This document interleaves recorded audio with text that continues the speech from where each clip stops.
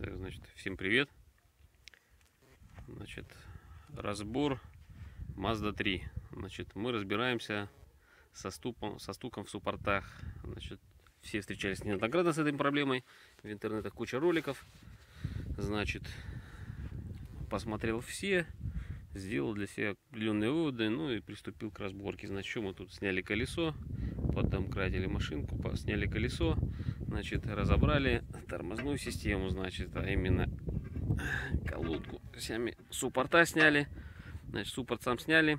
Значит, в чем причина оказалась в итоге, значит, сейчас не соберу, не покажу. Значит, все в принципе видите в собранном состоянии суппорт. Значит, причина в чем? Значит, были куплены колодки, если честно, уже производителя не помню. Значит, прошу обратить внимание, значит, у нас сам весь суппорт, вся тормозная система состоит из, значит, самого суппорта двух колодок.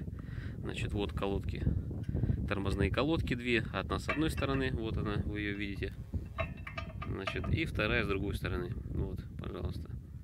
Значит, чем они отличаются? Значит, та, которая с левой стороны у нас суппорт, значит, он крепится и держится за счет вот этих пружинок двух. Если мы их растягиваем, значит, внутри суппорта они фиксируются, значит, с другой стороны, вот здесь они фиксируются, вот здесь.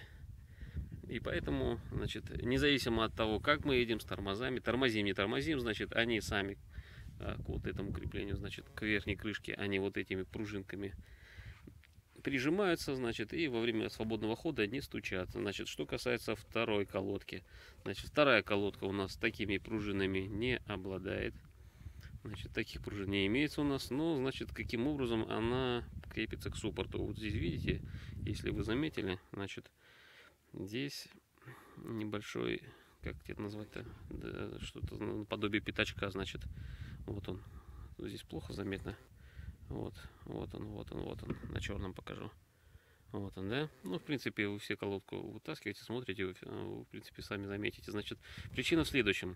Значит, штатный суппорт на Мазде, значит, он предусмотрен, значит, у нас двумя пазами. Видите, вот здесь у нас, я могу показать, вот две впадины у нас, две щелочки. Значит, соответственно, когда вы берете тормозные колодочки, надо заранее смотреть, то есть для того, чтобы у вас колодочки были вот с двумя такими же фиксаторами. Видите, я брал с одним фиксатором, значит, сам я в этом не разбирался, мало чего понимал. Вот. А фиксатор у нас один на всем вернее, колодке один фиксатор. Значит, смысл в чем был? Значит, когда мы вот эту тормозную колодочку сюда вставляли, вот он залез в паз, как вы видите. Все, вот он в таком собранном состоянии, значит, и что происходило? Значит, так как он был зафиксирован лишь на одном пазе, значит, со временем растачивалось, паз этот долбился сюда, и суппорт мне этот выбивал щель. Вот можно посмотреть, вот выбитая щель, посмотрите, вот она, вот посмотрите, как она раздолбила прям дырочку эту.